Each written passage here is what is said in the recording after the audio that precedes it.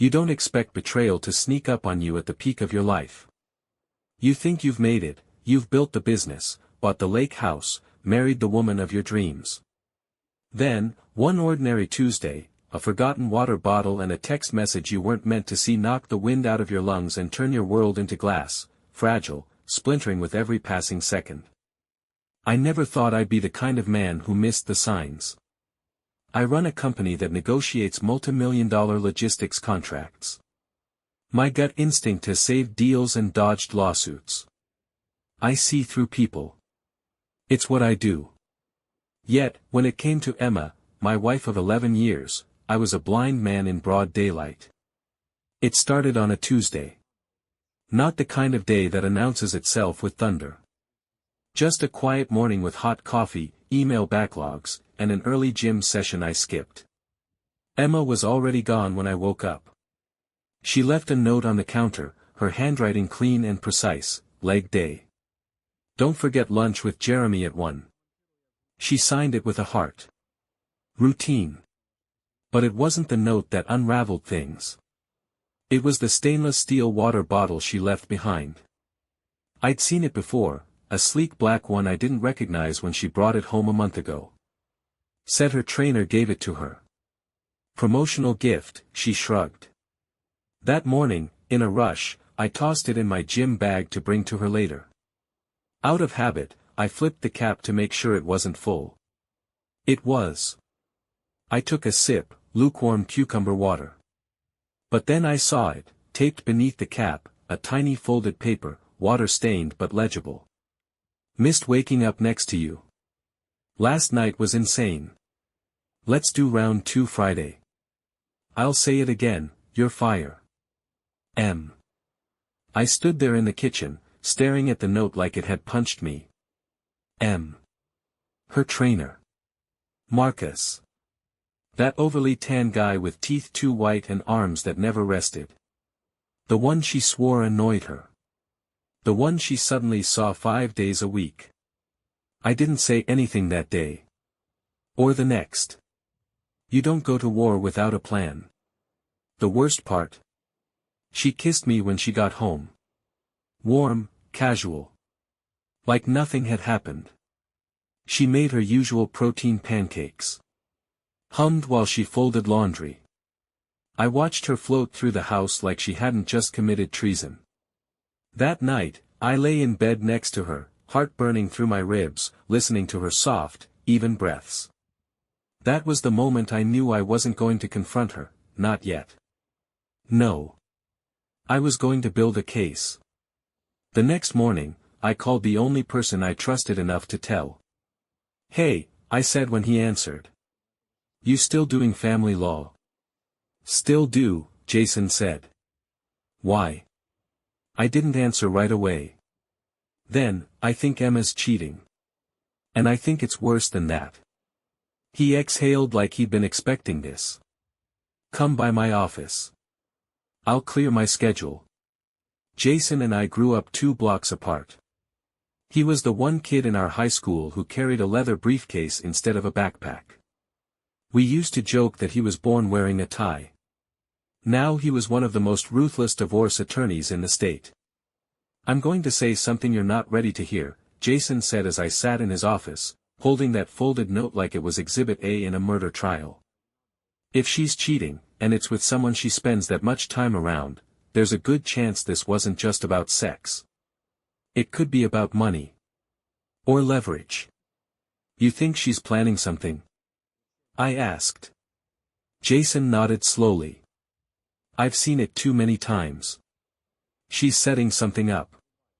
If she's smart, she's documenting your finances, preparing a narrative, maybe even working with him to strategize the split. I clenched my jaw. She wouldn't. She would, Jason said, cutting me off. And she might already be 10 moves ahead. That's when the shift happened. Something cold settled over me. The man who walked in broken had just died. The one who walked out was wide awake. Over the next 2 weeks, I became someone else. I smiled at Emma. Bought her flowers. Let her believe I suspected nothing. Meanwhile, Jason and I built a war room. We pulled financial records. Bank transfers. Her text logs synced from her iPad without her knowing. I installed cameras. Microphones. I even got a friend in IT to help clone her phone's data onto a secure drive. Turns out they had a plan. Divorce me. Claim infidelity on my part. Say I was emotionally abusive. Use falsified evidence from a burner phone she'd planted in my drawer. She wanted everything, my business, my house, even my dog. But here's the thing about betrayal, it sharpens you. And I had something she didn't. I had patience. Some masks aren't torn off. They slip. Slowly, gracefully. Almost like the face underneath wants to be seen. Emma's mask started slipping on a Thursday. It was subtle. Her laugh lingered a bit too long when I joked about planning a beach getaway for just the two of us. Her eyes flicked sideways when I asked if she could pick up our dry cleaning. And when she said, "Of course, babe," her smile was off. Too sweet. Too controlled. Like a chess player smiling after sacrificing a pawn. I played my role. The loyal husband. The oblivious provider. Meanwhile, Jason and I were already 10 steps into a strategy that would eventually leave her standing alone in the wreckage she helped build. The plan. We broke it down into phases. Information gathering. Securing assets. Isolating leverage. Springing the trap. I handled the business side, moved money into protected LLCs under my name only, froze certain joint accounts citing audit irregularities, and put our lake house, one of her favorite symbols of status, into a trust one controlled. Quietly. Legally. She didn't notice. Jason, on his end, filed a temporary legal action under seal, protective petition, that wouldn't alert her but would ensure jurisdiction in our favor when the time came. The beauty of it? She had no idea. Emma still thought she was orchestrating the show. One night she came home later than usual. Hair slightly damp. Eyes shining in a way I hadn't seen in years. "You good?" I asked from the kitchen, where I was pouring 2 glasses of red wine. She blinked. "Yeah. Just stayed late. Marcus had me trying some new stretches." She laughed, brushing it off with the casual arrogance of someone who believes they're too clever to get caught. I handed her a glass and smiled. "Sounds fun." It took everything in me not to flinch when she kissed me on the cheek. She smelled like his cologne. That overly spicy garbage I once joked made him smell like a cinnamon candle in heat. That night, while she was in the shower, I pulled her phone from her gym bag. She'd started locking it. Rookie mistake. I had the backup passcode from her iCloud. 6 digits she hadn't changed in 3 years. Inside were threads of texts between her and Marcus that made my stomach turn. "I can't wait till it's just us. He's clueless. He still thinks I'm in love with him. Just keep playing it cool. Once the papers hit, I'll say he's been emotionally unavailable for years. You know the drill." There it was. In black and white. The drill. Like it was rehearsed. Maybe this wasn't her first rodeo. Maybe Marcus had done this before. That was when I decided she wasn't just cheating. She was hunting. I started recording everything. Voice memos. Screenshots. Copies of financial withdrawals she made, accidentally, from our joint accounts. Every lie, every evasion, every breadcrumb. But I wasn't angry anymore. Not in the way I was before. I was focused. And in the quiet hours of the night, when Emma thought I was asleep, I was building a timeline with Jason, documented, timestamped, backed up to an encrypted drive. One night Jason called, his voice low and precise. "She's opening a new credit card under your business's name. Looks like she's planning to run up charges and use it as leverage in court." Classic setup. I've seen it before. I didn't even blink. Freeze it, I said. Then let her try to use it. You sure? Let her. The final proof came on a Sunday. I followed her to a juice bar downtown. She thought she was clever, new location, new routine. I parked across the street, shades on, ball cap low. 5 minutes later, Marcus pulled up in his black Challenger and walked in through the back. She didn't see me. But I saw everything. Her hand on his chest.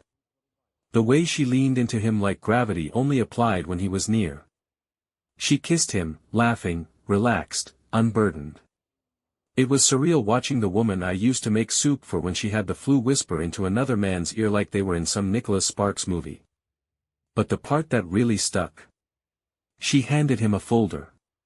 He flipped through it, smiled, then kissed her again. When she left an hour later, I stayed put. Watched as Marcus got into his car and drove off. I followed him.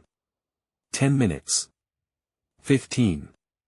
To a cheap-looking apartment complex that screamed temporary housing. My phone buzzed. Jason.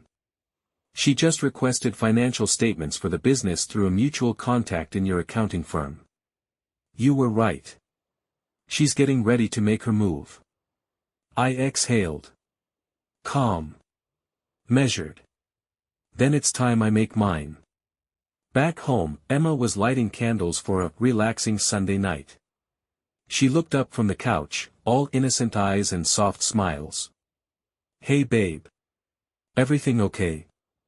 I smiled back. Yeah, I said. Everything's perfect. She believed me. But the mask, it was already half off. You don't have to swing a sword to cut someone open.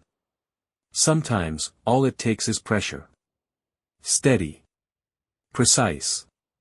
Applied at the exact point they don't see coming. Emma didn't know it yet, but the pressure had started. And she was already bleeding. We began with her Achilles heel, Marcus. He wasn't smart. Fit? Sure. Smooth talker? Maybe. But smart? Not a chance. Jason found out Marcus had been evicted from 2 prior apartments, had outstanding credit card debt, and was on probation for a DUI from 3 years back. That part wasn't surprising. What was surprising? His gym wasn't even fully licensed. He was using another trainer's credentials to keep it running. One anonymous tip from a concerned client, and the state licensing board opened a review. 2 weeks later, the gym was hit with a compliance audit. That same week, the building's landlord served Marcus with an eviction notice for missed rent and subleasing violations. All of that done in silence. No fingerprints. And Emma still thought she was winning. I came home Thursday evening and found her sitting on the patio, sipping white wine and scrolling her phone. You look relaxed, I said, stepping outside. She smiled. Just enjoying the weather. It's been a good week. Yeah. I poured myself a bourbon and joined her. She nodded. Marcus is thinking of expanding. Might even open a second location. He's that booked. I raised an eyebrow. Hope he's keeping things in order. State can be a pain with paperwork. Her smile faltered for half a second, blink and you'll miss it. Oh, he's got it under control. Sure he does, I replied, sipping my drink. To expansion, I toasted, raising my glass. She tapped hers to mine, but her eyes were somewhere else. That was the moment I saw the first flicker of uncertainty. It was faint, but it was there. Next pressure point, her reputation. Emma made a living consulting for mid-sized marketing firms. Mostly freelance. Her income wasn't bad, but it relied on relationships, referrals, trust, and a polished image. With Jason's help, I compiled a dossier of her more private text messages with Marcus, nothing graphic, but enough to raise eyebrows. Our private investigator, yeah, we had one now, discovered she'd occasionally used client time to visit him during the workday. We sent a carefully worded, anonymous tip to one of her most conservative clients. It included flagged billing inconsistencies and questionable behavior during business hours. Again, no names. No accusations. Just questions. The contract was pulled within 48 hours. Emma came home fuming that Friday. Slammed the door. Tossed her purse on the counter. I waited. "This is insane," she said. "One of my biggest contracts just dropped me. No explanation. Nothing. I played dumb. That's awful. Maybe they're tightening budgets." "Yeah," she muttered, pacing. "Or maybe someone's feeding them garbage." I watched her carefully. She didn't know if I knew. But for the first time, she suspected someone was onto her. Good. That night, she tried harder than usual. Lit candles. Made her famous lemon chicken. Wore the dress I once told her she looked incredible in. She was trying to reset the narrative. I let her. I laughed when she wanted to laugh. I complimented dinner. I even held her hand during a Netflix movie. But in my mind, I was already at war. Pressure point 3, her legal foundation. Jason filed a motion for pre-divorce asset protection through a quiet court order, one that didn't trigger standard notifications until 72 hours later. We intercepted attempts she made to reposition funds into a personal investment account under Marcus's name. Too late. The account was frozen, and flagged. Then, just to twist the knife, I moved a portion of my shares into an out-of-state shell corp, which removed them from the marital asset pool. It was legal. Clean. And irreversible. Emma's lawyer, who she hadn't yet formally hired, called her that Monday to warn her she was losing strategic ground. That night, she cooked again. Lasagna this time. "I was thinking," she said as she served dinner, "maybe we should do a weekend getaway. Just the two of us." "Yeah," I replied, twirling the fork. "What brought that on?" She hesitated. "I just miss you. Thought it might help." I stared at her for a long second. Then I smiled. "Sure," I said. "Let's plan something." That night, I didn't sleep. I watched her. There she was, curled beside me, breathing softly, the same woman who was plotting to dismantle my life while kissing me goodnight. The audacity of it was something I hadn't fully accepted until that moment. But I felt no rage. Only clarity. She wasn't going to win. Final pressure point of the week, emotional isolation. She started noticing I wasn't texting during the day anymore. She'd text, "Hey babe," at 10:12 a.m. I'd respond 4 hours later with, "Just got out of a meeting. Everything okay?" She started saying, "I love you," before bed again. I'd nod and say, "You too." Not cold. Just distant. A little more each day. By Thursday, she was leaning into me at night like someone trying to re-establish territory. Clinging, even.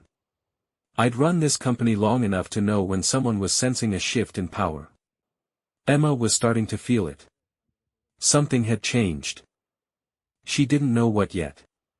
But her instincts were finally kicking in. And for the first time in months. She was afraid.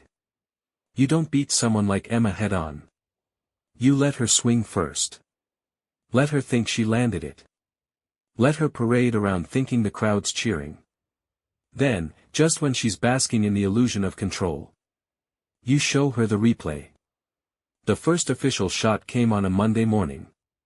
She left early, a little more done up than usual. New blazer. Heels. I watched from the upstairs window as she pulled out of the driveway, car gliding smooth and silent like always. She was headed to her first, quiet, consultation with a divorce attorney. I already knew the address. Jason had the firm flagged. She thought she was going to file first. She thought that would give her power. She didn't know the papers had already been filed, under seal, a full week ago. She didn't know I'd secured full documentation showing marital fraud, asset misappropriation, and a detailed digital timeline of her communications with Marcus, complete with geotags, timestamps, and records of her attempts to funnel business contacts through his shell LLC. She was walking into her lawyer's office armed with pride and whispers. I'd armed myself with facts. That afternoon, I got a text from Jason. She met with Rosen and Boyd. They just reached out. She's trying to push emotional abuse as grounds. I stared at the message, then typed. Let her. He replied instantly. Copy. Setting the trap. The trap, Emma's narrative. It was predictable. She wanted to cast herself as the emotionally neglected wife. The overworked woman with a husband too obsessed with his business to notice she was fading. Classic misdirection. Hard to disprove in most cases. Except this wasn't most cases. Jason drafted a motion for discovery that requested Emma's phone records, calendar logs, and therapy documents, on the basis of her own claims of psychological distress and abandonment. Standard legal maneuver. If she wanted to play that card, the court had a right to verify it. What she didn't know was that we already had the contents of her phone. Every sweet little lie. Every, he never touches me anymore, text she sent Marcus 2 days after I surprised her with a weekend trip to the Oregon coast. Every, he doesn't appreciate me, she typed in the same week I hosted her parents at our lake house and cooked dinner for the whole family. Every time she told Marcus I was a cold, distant robot, while she lay next to me, whispering, "Good night, babe." The truth wasn't just different from her narrative. It devoured it. That night, she brought up counseling. I think we should talk to someone. Just, work on communication. Get ahead of things. That's how I knew she was nervous. Emma didn't believe in therapy. Said once that, paying someone to tell you how you feel, was a racket. I nodded. Sure. If it helps. She smiled, relieved. She still believed I was dancing to her beat. But the music had changed. Public image. Her last weapon. She made the first move a few days later. A carefully curated post on social media. Life's a journey, not a destination. Just grateful for clarity these days. Growth is painful but necessary. Red heart # new chapter # self-love. The caption was vague enough to avoid suspicion, but pointed enough for those in our circle to wonder. Emma always knew how to play the PR game. Jason had predicted this too. The moment she made her story public, even passively, he moved us to phase 4. A legal document, factual, measured, and calm, was filed with the court. It detailed the nature of the emotional and financial betrayal. No commentary.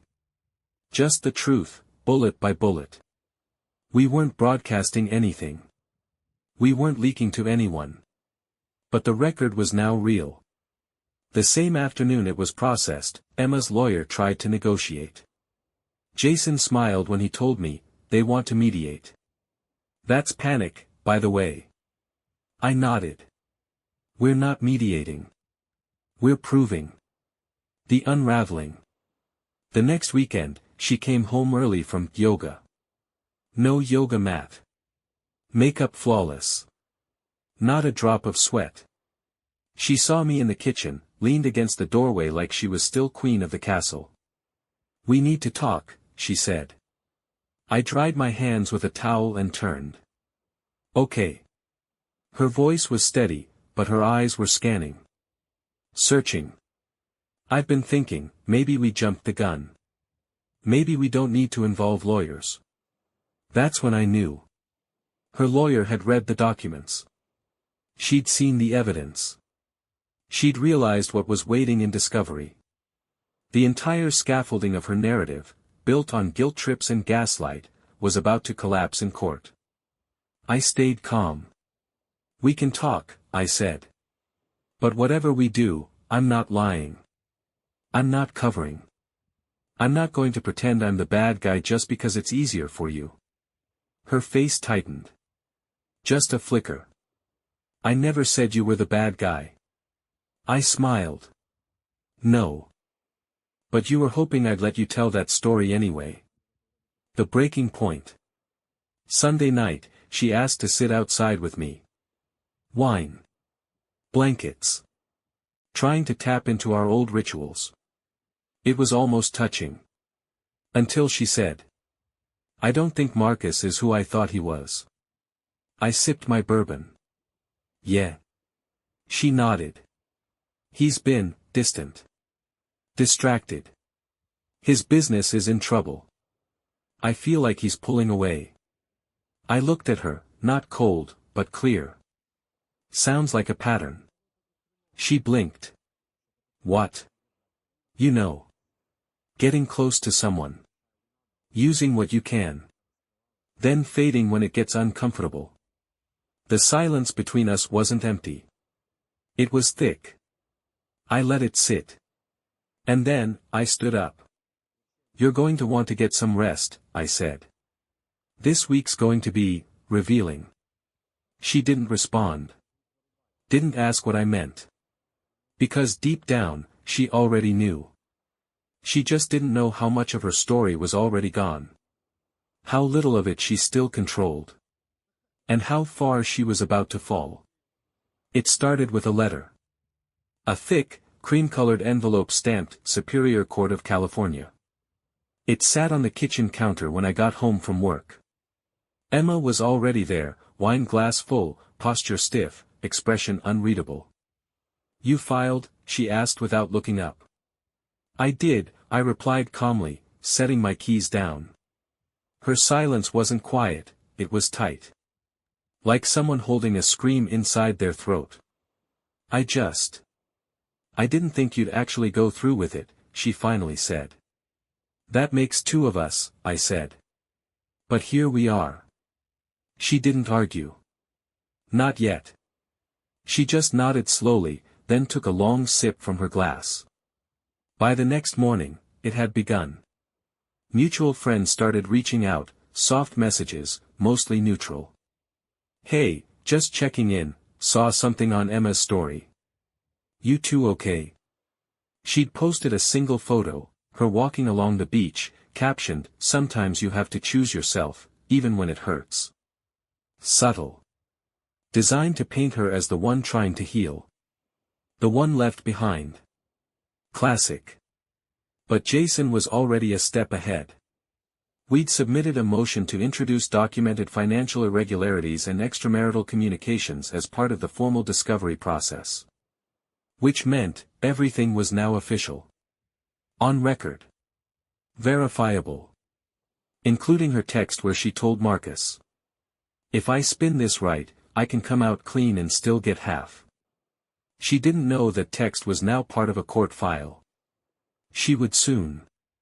Later that day, her lawyer reached out to Jason in a panic.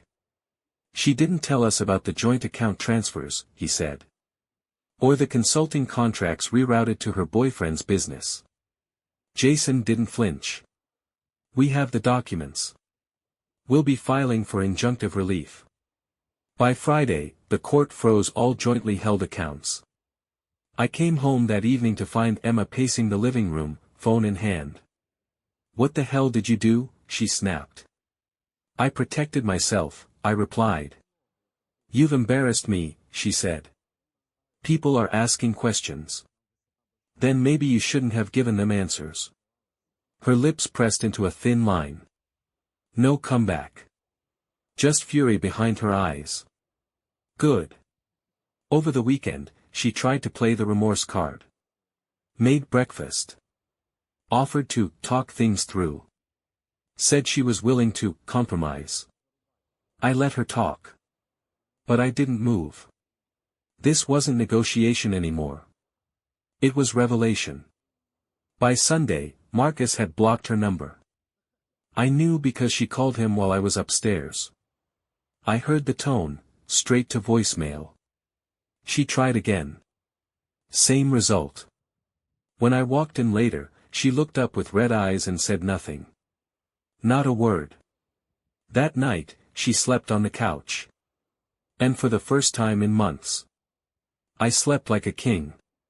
The courthouse was cold. Not in temperature, in spirit. Stark walls. Paperwork everywhere. That hum of quiet tension you only feel in places where truth is on trial. Emma walked in ahead of me, flanked by her attorney. She was dressed like a politician's wife, subtle designer blouse, pearls, her expression just soft enough to suggest wounded dignity. She still thought this was a show. What she didn't know was that the curtain had already fallen. Jason and I sat down on our side of the aisle, calm and collected. He adjusted his tie and handed me a folder. Inside was our timeline, every date, every receipt, every message. At the top, Walker versus Walker, respondents' exhibits of Q. Emma glanced over at us once. Quick. Nervous. That was new.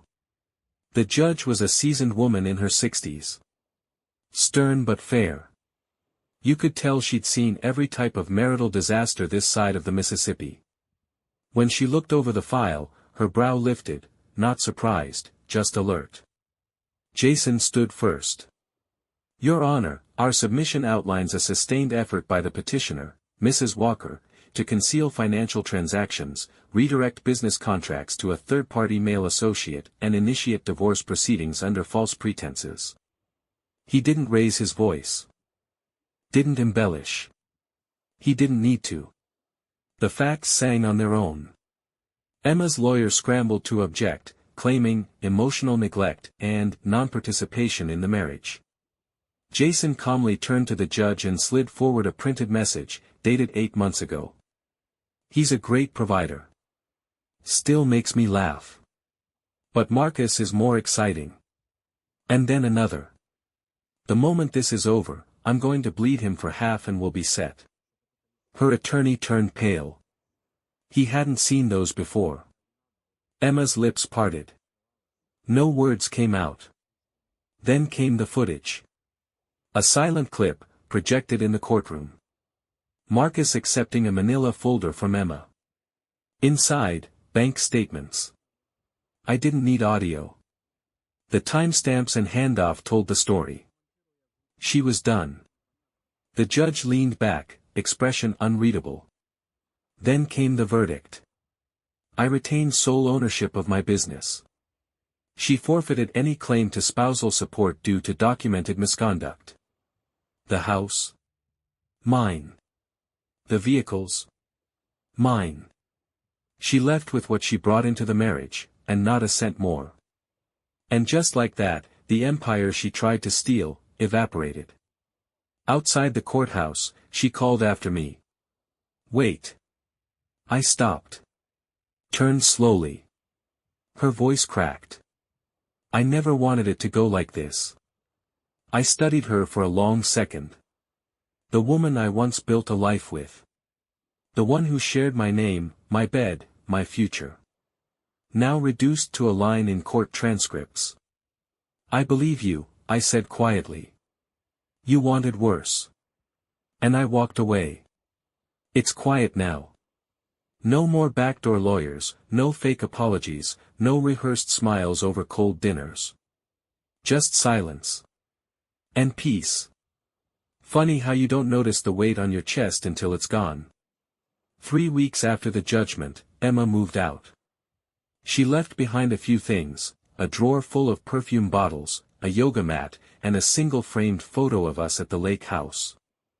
I boxed it all up and left it on her parents' porch with a note that said, no forwarding address. She didn't call. Didn't text. I think she knew. There was no more leverage left to play. Marcus? He disappeared the moment the court documents went public. Cowards always run when the money dries up. From what Jason heard through legal circles, he moved to Arizona, got a job at some second-rate gym in a strip mall. Word is, he's already seeing someone new. Classic. Emma, from what I've heard, is staying with her mother. Her car was repossessed last week. She posted a photo of a takeout salad with a quote about growth through suffering. I didn't like the post. Didn't feel smug. Just, nothing. I had moved on. As for me, the business is thriving. I signed 2 new contracts in the last month, one of them international. My team noticed a change in me. Sharper. More present. I've been hitting the gym again. Eating better. Sleeping deeper. But more than anything, I've been living lighter. A few nights ago, I drove out to the lake house. First time I've been there since everything ended. I stood on the dock, bourbon in hand, watching the sun dip behind the trees. The water was still. Like it was waiting. That's when it hit me. She thought she could burn my life down. But all she did was clear the space I was too loyal to walk away from. And from the ashes, came clarity. Some people ask if I'll ever trust again. I tell them I never lost trust. I just learned who's worthy of it. And me? I'm worthy of peace. Of loyalty returned. Of a life built on truth, not manipulation. I don't look back anymore. Because everything I needed to see was already behind me.